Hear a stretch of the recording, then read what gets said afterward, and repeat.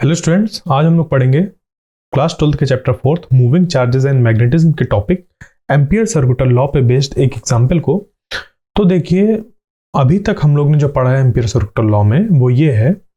सबसे पहले ampere circular law को ही रिवाइज कर लेते हैं और वो ये है कि the line integral of magnetic field around a current is equal to mu naught times the current enclosed by that amperian loop. ठीक है, तो मान लीजिए कि आपके पास एक वायर है जिसमें कि करंट आई फ्लो कर रहा है। तो आपको क्या करना है, एक एम्पिरियल लूप कंसीडर करना है इस करंट के अराउंड। क्लियर? तो इस करंट की वजह से अगर यहां पर मैग्नेटिक फील्ड बी है तो B डॉट डीएल, यहां पर हमें एक डीएल एलिमेंट कंसीडर करना होता है और B जो मैग्नेटिक फील्ड है इसका अगर हम लोग इस तरीके से यहां पर क्या करें, डॉट प्रोडक्ट ले और फिर उसका एक इस एम्पिरियल लूप के अबाउट इंटीग्रेशन निकालें। ठीक है, यानी कि इसको हम लोग कहते हैं line integral of magnetic field around the amperian loop. वो बराबर होता है is equal to mu naught times the current enclosed by that amperian loop. इस एम्पिरियल लूप के अंदर जितना भी करंट होता है ये उसके बराबर होता है। इसी वेक्टर, ये जो हम लोग का एक एम्पियर सर्कुलर लॉ है, इसी का एक सिंप्लीफाइड वर्जन होता है जिसको कि हम लोग लिख सकते हैं B L is equal to mu naught I और यहां पर ई। क्लियर? अब यहां पर बी क्या है, एल क्या है, म्यू नॉट क्या है, आई ई क्या है, इसको देख लेते हैं। तो ये है कुछ ऐसा कि अगर हमारे पास एक वायर हो तो हम उस वायर पे क्या कर रहा हो, करंट फ्लो कर रहा है। लेट अस सपोज एक वायर है जिसपे कि करंट I1 फ्लो कर रहा है।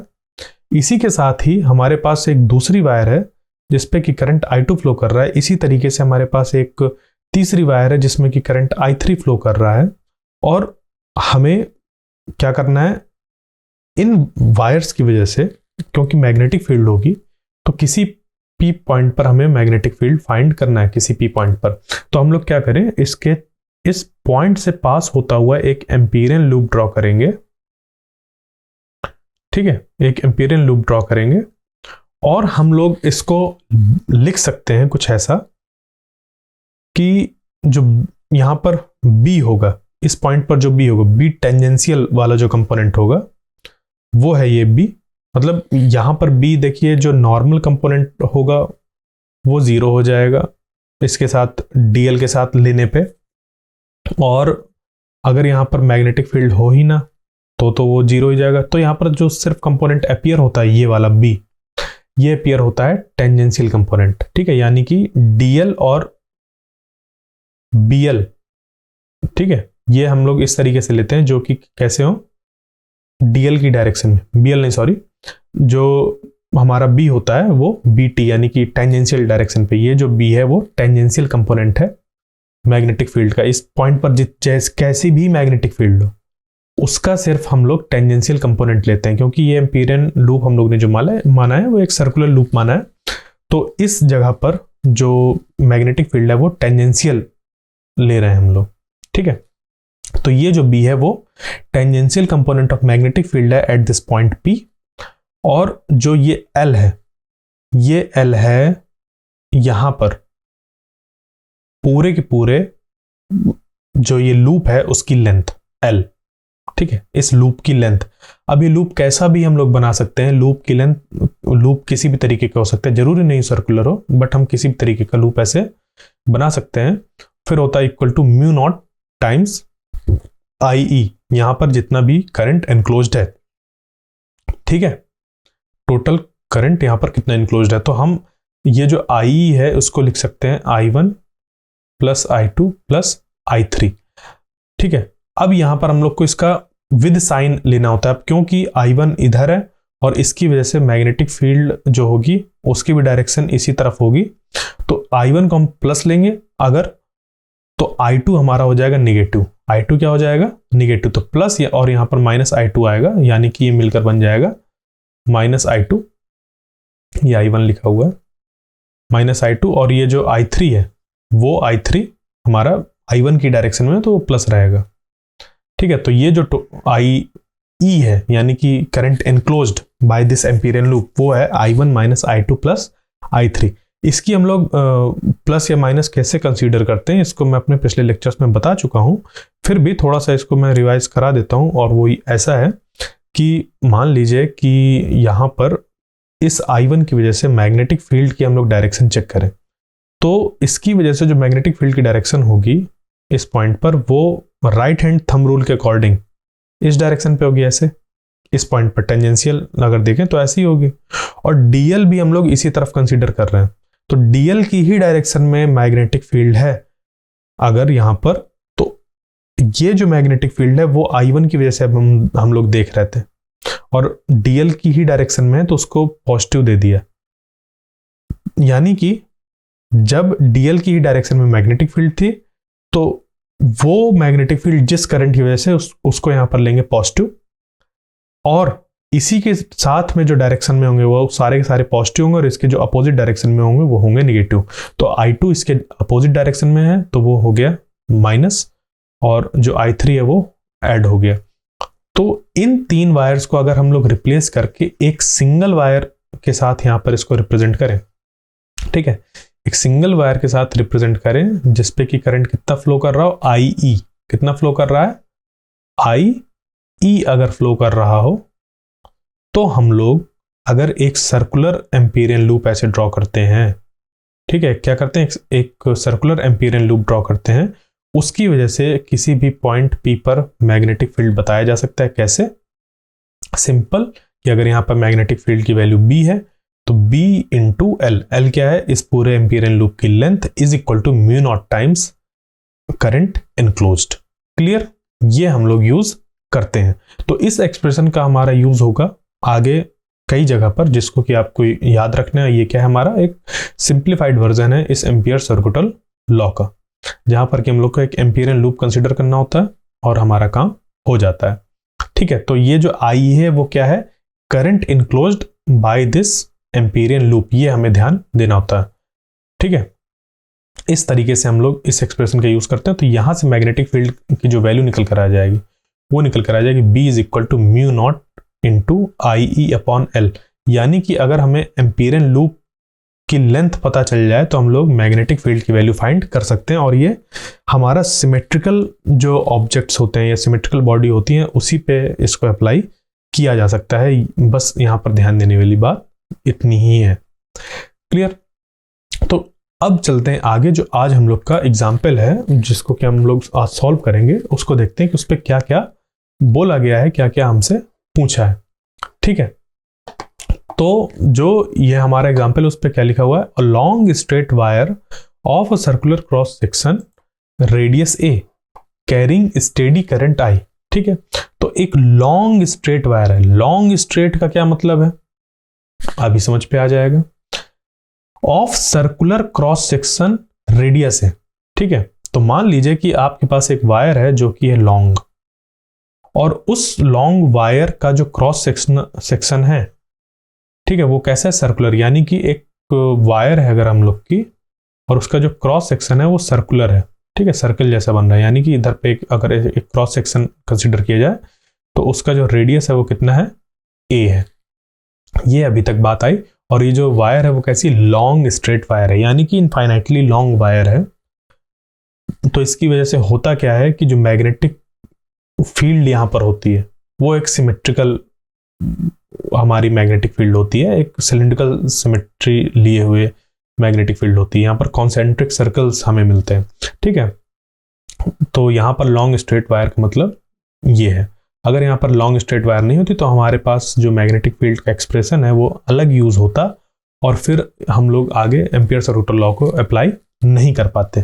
तो लॉन्ग स्ट्रेट वायर होने की वजह से ही हम लोग यहाँ पर एम्पियर सर्कुटल लॉ को इस्तेमाल कर पा रहे हैं, क्योंकि यहाँ पर हमें लॉन्ग स्ट्रेट वायर होने की वजह से एक सिलिंड्रिकल सिमेट्री मिल रही है, जिसकी वजह से हम लोग इसको अप्लाई कर पा रहे हैं। क्योंकि एम्पियर सर्कुटल लॉ का यूज मैग्नेटिक फील्ड फाइंड करने के लिए तभी किया जा सकता है जब हमारे पास एक सिमेट्रिकल ऑब्जेक्ट हो।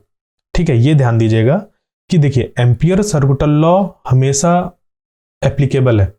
एम्पियर सर्कुलर लॉ हमेशा एप्लीकेबल है, यानी कि B.dl is equal to mu naught I, ये हमेशा एप्लीकेबल है। बट इसकी हेल्प से मैग्नेटिक फील्ड को फाइंड करना तभी पॉसिबल है जब ऑब्जेक्ट हमारा या करंट कैरिंग वायर ये सब कैसे हो, सिमेट्रिकल हो। तो लॉन्ग स्ट्रेट वायर होने की वजह से ये जो एक वायर है वो सिलेंड्रिकल सिमेट्री एग्जिबिट करती है, जिससे कि हम लोग मैग्नेटिक फील्ड फाइंड कर सकते हैं। ये आगे जब हम लोग क्वेश्चन को सॉल्व करेंगे तो समझ पे आ जाएगा कि इसका मतलब क्या है। तो a long straight wire of circular cross section radius A carrying steady current I. तो ये जो पूरी वायर है, इस पूरी वायर में करंट आई फ्लो कर रहा है, ठीक है।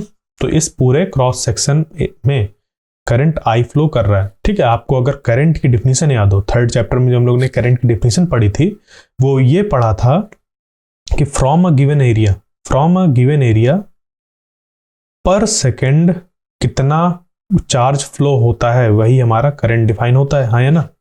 तो अगर यहाँ पे इन्होंने करंट बोला और बात करी एक लॉन्ग स्ट्रेट वायर जिसका कि क्रॉस सेक्शन में रेडियस कितना है, ए है, तो इस पूरे क्रॉस सेक्शन से जो करंट पास हो रहा होगा वो आई पास हो रहा होगा, ठीक है। The current is uniformly distributed across this cross section, और ये चीज मेंशन भी है कि the current I is uniformly distributed across this cross section, यानी कि जो करंट आई है इस पूरे क्रॉस सेक्शन से होकर फ्लो हो रहा है। ऐसा नहीं है, यानी कि जो इलेक्ट्रिक करंट है ऐसा नहीं है कि सिर्फ इस जगह से ऐसे से पास हो रहा, ये पूरा इससे ऐसे पास हो रहा है। जैसे कि एक ये पाइप हो और इस पाइप में इस तरह से हम लोग ने पानी डाला तो पानी पूरे पाइप में भरा हुआ ऐसे आगे बढ़ रहा है। ऐसा नहीं कि सिर्फ पाइप में नीचे नीचे पानी फ्लो हो रहा हो या ऊपर ऊपर फ्लो हो रहा हो या सिर्फ बीच बीच से फ्लो हो रहा हो, नहीं, पूरे पाइप में पानी भरा हुआ है। तो आई भी जो है, आई जो पूरी वैल्यू है ये पूरे इस क्रॉस सेक्शन से होते हुए गुजर रही है, ठीक है। तो इन्होंने कहा है calculate the magnetic field in the region R less than A और आर ग्रेटर देन ए, यानी कि हमें मैग्नेटिक फील्ड इस वायर के अंदर बताना है और हमें इस वायर के बाहर बताना है। तो यहां पर हम लोग के पास दो पॉइंट हो गए, एक तो जो पॉइंट P है बाहर जहां पर हमें मैग्नेटिक फील्ड बतानी है इस वायर के बाहर, दूसरा इस वायर के अंदर, क्योंकि A क्या है, A है इस वायर की रेडियस, A है इस वायर की रेडियस, इस वायर के क्रॉस सेक्शन की रेडियस।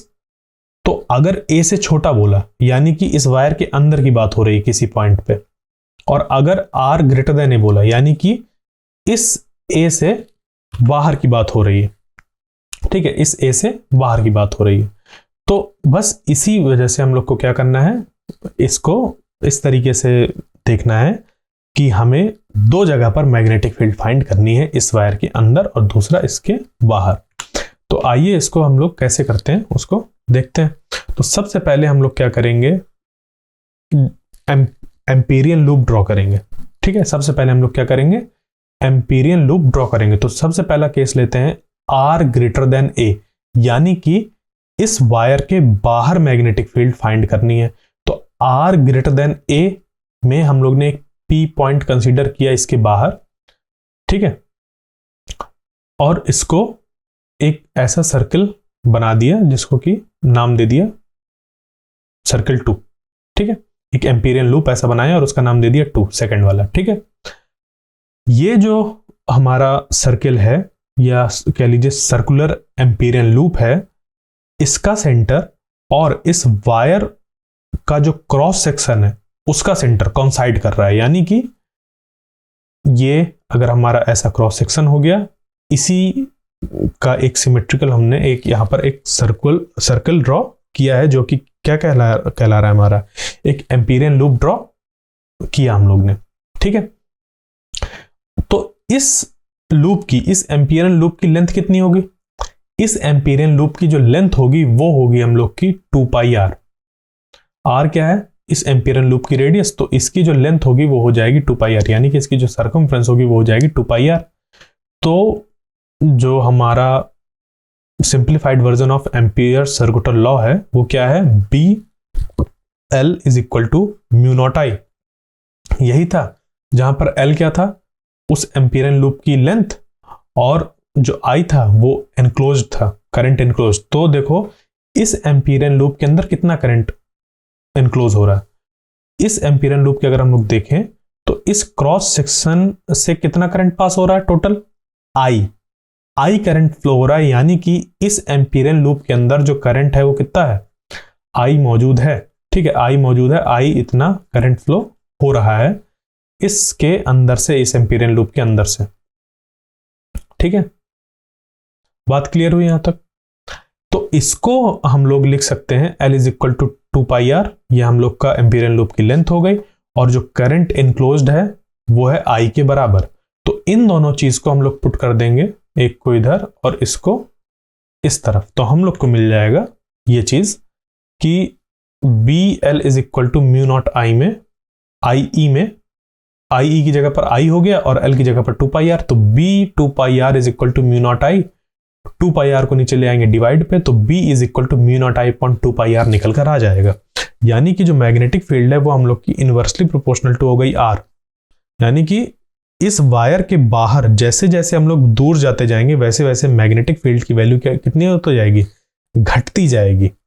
तो R ग्रेटर देन A के लिए हमारे पास ये चीज निकल कर आई कि जैसे जैसे हम लोग वायर से रेडियली आउटवर्ड डायरेक्शन में जाएंगे वैसे वैसे मैग्नेटिक फील्ड की वैल्यू डिक्रीज होती जाएगी। ठीक है, इसी डायग्राम को हम लोग ऐसा भी बनाकर समझ सकते हैं कि अगर एक वायर है, ठीक है, एक लॉन्ग वायर है, उस लॉन्ग वायर पे हमारी एक अंदर ऐसा क्रॉस सेक्शन है। ठीक है, इस वायर का एक क्रॉस सेक्शन है, क्लियर। इधर भी ऐसा इनफाइनाइटली लॉन्ग इस तरह बनेगी, इसका रेडियस A, और इसके बाहर जो एक एम्पीरियन लूप बन रहा है, ठीक है, एक इस तरीके से एम्पीरियन लूप बन रहा है। ठीक है, इस एम्पीरियन लूप का जो हमारा रेडियस है वो कितना है, वो है R। ठीक है, वो है R। ठीक है, यहां से इसको R कंसीडर किया जा रहा है, ये वाला R, ये एम्पीरियन लूप है। तो इसके अंदर हम लोग देख पा रहे हैं यहां से करंट कितना फ्लो कर रहा है, I, क्लियर, ये I। तो बस इसी I का यहां पर यूज किया गया, और एम्पीरियन लूप का जो लेंथ हो गया वो हो गया 2πr, तो B is equal to mu naught I upon 2πr, इतना हमारा निकल कर आ गया। ये निकल कर आई है इस वायर के बाहर की मैग्नेटिक फील्ड। अब निकालते हैं इस वायर के अंदर की, क्योंकि हमें एक तो केस था हमारा R ग्रेटर देन A और दूसरा केस था R less than A। R less than A का मतलब कि जो हमारा एम्पीरियन लूप बनेगा वो अंदर यहां पे बनेगा, इस जगह पर बनेगा। ठीक है, तो जब अंदर बनेगा तो क्या होगा, कैसे इसको निकालेंगे वो देखिए।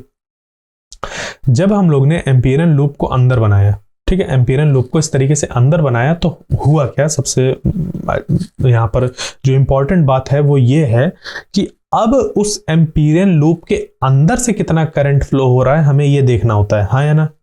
BL is equal to mu naught IE, यही तो लिखा हुआ है। तो IE क्या है, current enclosed by that Amperian loop. अब इस एम्पीरियन लूप के अंदर जो करंट है हमें वो फाइंड करना होगा। देखिए टोटल जो I करंट है वो इस एरिया से पास हो रहा है, और ये एरिया कितना है, पाई A स्क्वायर।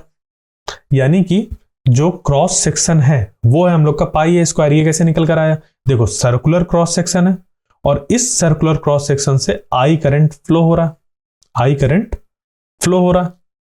यानी कि हम लोग इसको लिख सकते हैं कि पाई A स्क्वायर से जो हमारा करंट फ्लो हो रहा है वो हो रहा है I। अब हमारे पास जो एम्पीरियन लूप है वो एम्पीरियन लूप हमने कंसीडर किया है इससे छोटा, ये जो R है वो A से छोटा है। तो जब R A से छोटा है, ये जो R है वो A से छोटा है, तो जो करंट है उसकी भी वैल्यू जो इस एम्पीरियन लूप के अंदर से पास हो रही है वो कम होगी। और उसको निकालेंगे कैसे, उसको हम लोग निकालेंगे कुछ ऐसा कि पाई A स्क्वायर में जो करंट फ्लो हो रहा है वो I है, तो पाई R स्क्वायर में कितना करंट फ्लो होगा। ठीक है, उसको अगर करंट इनक्लोज्ड नाम दे दिया जाए तो इसका हम लोग करेंगे क्रॉस मल्टीप्लाई, तो ये हो जाएगा IE into pi A square is equal to I into pi R square. ये यूनिटरी मेथड एक तरीके से हो गया, यूनिटरी मेथड से ही निकल कर आया है। ठीक है, यूनिटरी मेथड बहुत जगह इस्तेमाल होता है हम लोग का, तो ये आना आपको बहुत जरूरी है।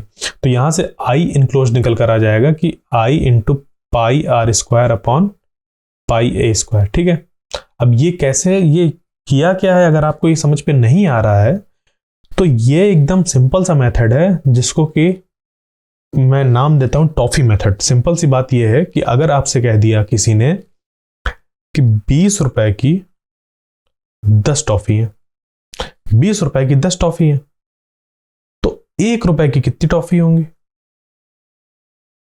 क्या आप इसको फाइंड नहीं कर सकते?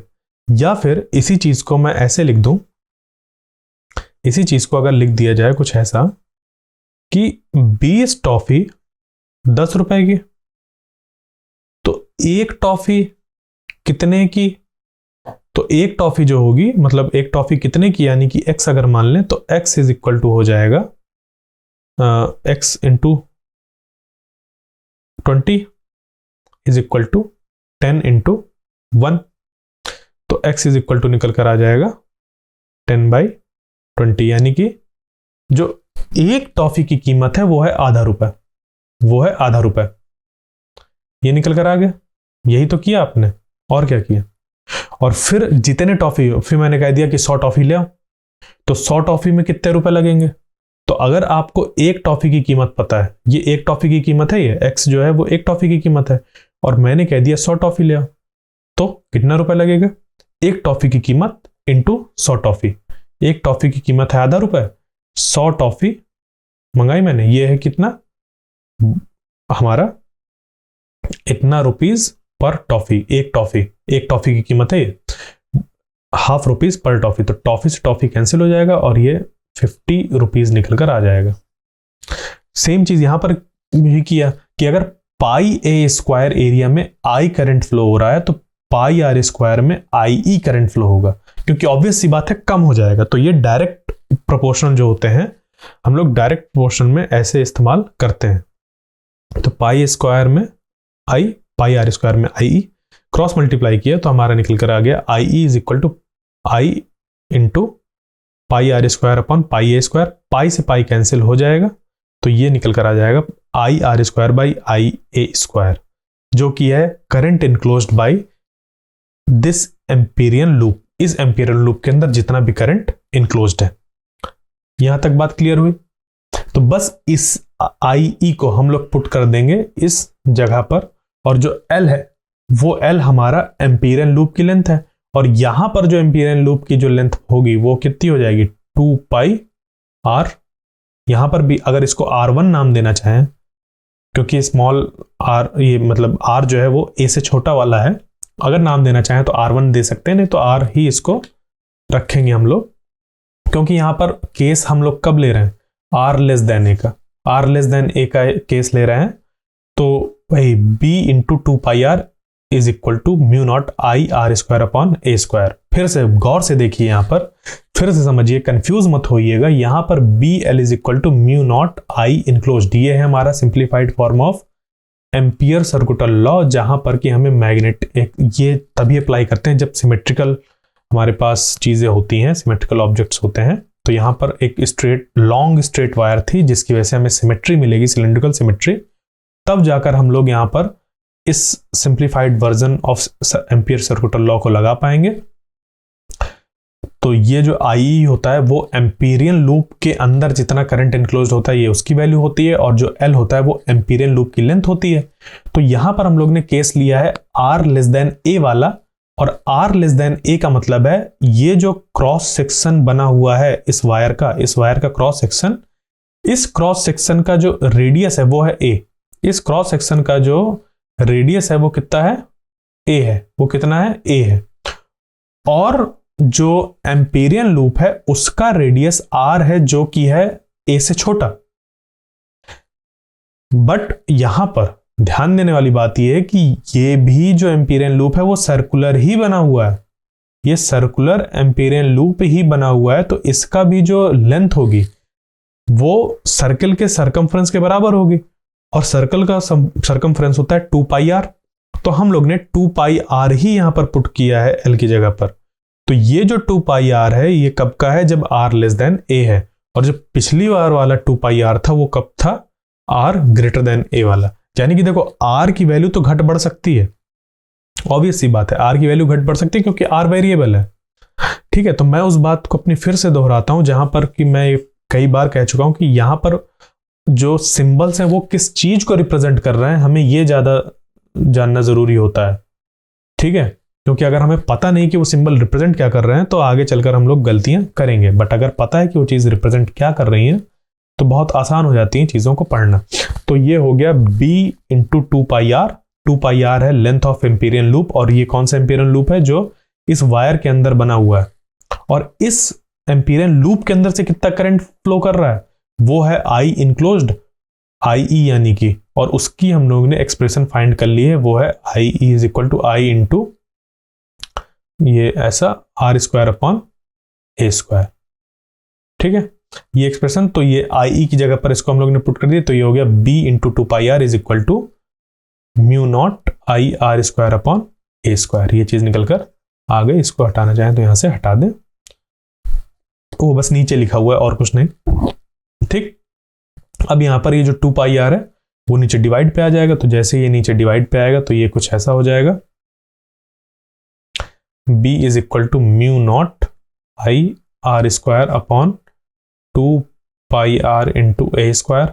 आर से आर कैंसिल, आर से आर कैंसिल। ठीक है, आर से आर कैंसिल हो गया, तो ये हो गया mu naught I into R upon 2 pi A square, जो कि एक्सप्रेशन है किसका, मैग्नेटिक फील्ड का inside the long straight wire. इस लॉन्ग स्ट्रेट वायर के अंदर जो मैग्नेटिक फील्ड है ये उसका एक्सप्रेशन है। तो जैसे जैसे यहां पर हमारा एम्पीरियन लूप की रेडियस बढ़ती जाएगी इस वायर के अंदर वाले एम्पीरियन लूप की, वैसे वैसे मैग्नेटिक फील्ड भी बढ़ती जाएगी। क्यों, क्योंकि यहां पर हमें magnetic field directly proportional to R देखने को मिल रहा है। तो देखो आर लेस देन ए के केस में, आर लेस देन ए यानी कि इस वायर के रेडियस से जब छोटा हम लोग एम्पीरियन लूप कंसीडर कर रहे हैं, उस केस में जो मैग्नेटिक फील्ड है वो मैग्नेटिक फील्ड आर के डायरेक्टली प्रोपोर्शनल है। और जब हम लोग आर ग्रेटर देन ए ले रहे थे तो जो मैग्नेटिक फील्ड थी वो इनवर्सली प्रोपोर्शनल टू आर आ रहा था, यानी कि हम लोग जैसे जैसे दूर जाते जाएंगे इस वायर से वैसे वैसे मैग्नेटिक फील्ड की जो वैल्यू थी वो घटेगी। बट यहां पर जैसे जैसे हम लोग सेंटर से बाउंड्री की तरफ बढ़ते जाएंगे, सेंटर से बाउंड्री की तरफ बढ़ते जाएंगे, वो जो पॉइंट जहां पर भी हमें मैग्नेटिक फील्ड बतानी है वैसे जैसे मैग्नेटिक फील्ड की वैल्यू बढ़ती जाएगी। ठीक है, तो इसको हम लोग एक ग्राफ बनाकर रिप्रेजेंट कर सकते हैं, जो कि कुछ बनेगा ऐसा, जिसमें कि देखो ये जो है ये पॉइंट ये है r इक्वल टू 0। ठीक है, और जैसे जैसे हम लोग r की वैल्यू बढ़ाते जाएंगे वैसे वैसे मैग्नेटिक फील्ड पहले बढ़ना चालू करेगी, और कब तक बढ़ेगी, जब r की वैल्यू a के बराबर हो जाएगी। यानी कि हमारी जो वायर थी वो कुछ ऐसी थी, और इस वायर में क्या था, इसका जो इसके क्रॉस सेक्शन का जो रेडियस था वो था a। ठीक है, कितना था, a था। क्लियर, इसके अंदर जो एम्पीरियन लूप बना था, इसके अंदर जो एम्पीरियन लूप बना था उसके अंदर कितना करंट इनक्लोज हो रहा था, वो आई ई करंट इनक्लोज हो रहा था, उसकी रेडियस कितनी मानी, r। तो जैसे r 0 से लेके a तक पहुंचने पे जो करंट की वैल्यू थी इसके अंदर वो भी बढ़ती जाएगी, जिसकी वजह से मैग्नेटिक फील्ड की स्ट्रेंथ भी बढ़ती जा रही थी। तो जो मैग्नेटिक फील्ड थी वो डायरेक्टली प्रोपोर्शनल थी हमारी इस वायर के अंदर, और जैसे ही हम लोग इस वायर के बाहर निकले, जैसे हम लोग वायर के बाहर निकले तो मैग्नेटिक फील्ड कैसी होने लगी, घटने लगी डिस्टेंस के साथ। b क्या हो गया, इनवर्सली प्रोपोर्शनल टू r। तो b इनवर्सली प्रोपोर्शनल r का ग्राफ ये बन गया, एक हाइपरबोलिक फंक्शन बनाइए, और ये बन गया ग्राफ इस तरीके का। और यहां पर ये क्योंकि ये डायरेक्टली प्रोपोर्शनल था तो ये एक ऐसा स्ट्रेट लाइन फॉर्म हो गया। क्लियर, तो यहां से ये चीज हमें समझ पे आई कि जो हमारा ये एम्पियर सर्कुलर लॉ है वो हम लोग कैसे इस्तेमाल करते हैं, कहाँ इस्तेमाल करते हैं, और इसका क्या क्या यूज हमारा हो सकता है। ठीक है, खास बात यह है कि जो यहाँ पर हम लोग ने एम्पियर्स रोटल लॉ का एप्लीकेशन लिया है वो तभी लिया है जब हमें मिला है एक सिमेट्रिकल रीजन। ठीक है, यानी कि हमें यहाँ पर देखिए सिलिंड्रिकल सिमेट्री देखने को मिली, तभी हम लोग ने इस एम्पियर्स रोटल लॉ का यूज किया मैग्नेटिक फील्ड को फाइंड करने के लिए। देखिए जो एम्पियर्स रोटल लॉ है वो तो एप्लीकेबल रहेगा, यानी कि B dot D L is equal to mu naught I, ये तो एप्लीकेबल रहेगा ही।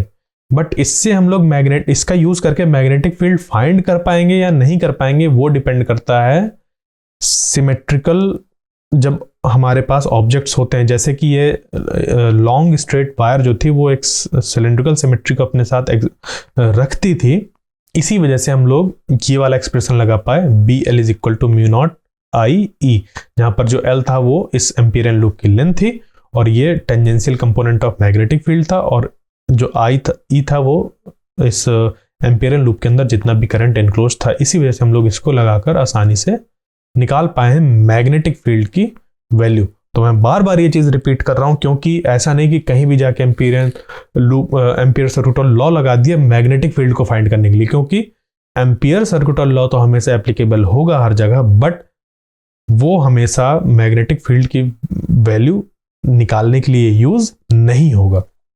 ठीक है, इन दो चीजों में अंतर है। ठीक है, इस पे और इस पे अंतर है। ये तब निकला जब सिमेट्री होल्ड कर रही थी, और ये तब है जब कैसा भी हमारे पास लूप का डिजाइन हो, कैसा भी हम लोग लूप कंसीडर करें, टेढ़ा मेढ़ा आड़ा तिरछा किसी भी तरीके से लूप बनाओ, एक क्लोज लूप अगर बना है तो ये एप्लीकेबल होगा। बट ये वाला हम तभी लगा पाएंगे जब एक सिमेट्रिकल हमें ऑब्जेक्ट मिल रहे होंगे, जब हमें सिमेट्री मिल रही होगी किसी भी तरीके से। क्लियर? तो बस जो हमारा अगला लेक्चर होगा वो हमारा क्या होगा कि एम्पियर्स रोटल लॉ का एप्लीकेशन है एक सोलेनॉइड और टोरॉइड की मैग्नेटिक फील्ड को फाइंड करने के लिए। तो हमें बस उसी का जो एप्लीकेशन है वो करना है। ठीक है, तो वहां पर सोलेनॉइड पे भी हम लोग को क्या मिलता है, एक सिमेट्री देखने को मिलती है, जिस वजह से हम लोग एम्पियर्स रोटल लॉ का यूज कर लेते हैं मैग्नेटिक फील्ड फाइंड करने के लिए। क्लियर? तो ये बहुत ध्यान देने वाली बात है जो मैंने अभी यहां पर बताई। तो आई होप आपको जो आज का सेशन था वो समझ पे आया होगा। नेक्स्ट लेक्चर तक के लिए थैंक यू।